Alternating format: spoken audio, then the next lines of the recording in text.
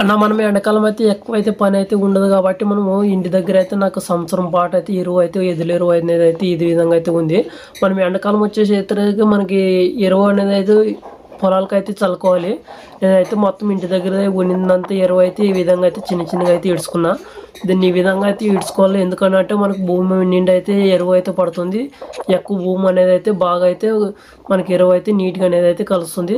ఈ విధంగా అయితే మనం ఈ విధంగా కుప్పలు ఇడుచుకున్న తర్వాత మనం ఎరువు అయితే మొత్తం చల్లిన తర్వాత 2 రోజులు ఆగిన తర్వాత మరి గుంటకైతే పోయాలి. ఎందుకంటే మరి ఎరువునైతే భూమిలోకి అయితే మిక్స్ అయితే చేయాలి. వాన అయితే వచ్చినప్పుడు అయితే భూమి అయితే ఎరువు అయితే పట్టుకోవాలి.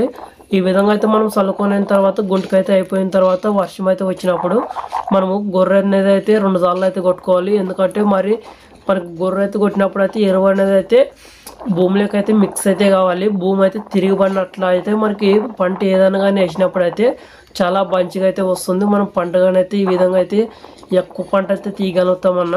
మనము ఎరువు అనేది అయితే ప్రతి సంవత్సరం ఎందుకు వేస్తామని అంటే పంట అయితే ఎక్కువ అయితే తీయాలని అయితే మనం ఎరువు అయితే వేస్తాం. కొంతమంది అయితే గొర్రెలు అయితే ఆపిస్తుంటారు. మనం ఎద్దులు ఉన్నాయి కాబట్టి ఎద్దుల ఎరువు అయితే వేస్తాము. నా నుంచి అయితే చిన్న రిక్వెస్ట్ అన్న, ఎండాకాలం అయితే ఎక్కువసేపు అయితే ఉండకన్నా ఈ సంవత్సరం చాలా ఎండలు అయితే ఎక్కువ ఉన్నాయి. ఎండలకైతే ఎక్కువసేపు అయితే ఉన్నదాన్ని పొలాల్లోనూ పని చేసుకునేటప్పుడు కానీ 10-11 వరకు అయితే లిమిట్ మీద అయితే పని అయితే చేసుకుని అయితే ఇంటికైతే వెళ్ళానన్న. ఎందుకంటే ఎండ వల్ల అయితే మనకే ప్రాబ్లమ్స్ అయితే వస్తాయన్న. వీడియో నచ్చినట్లయితే లైక్ చేసి ఛానల్ అయితే సబ్స్క్రైబ్ అయితే చేయండి అన్న.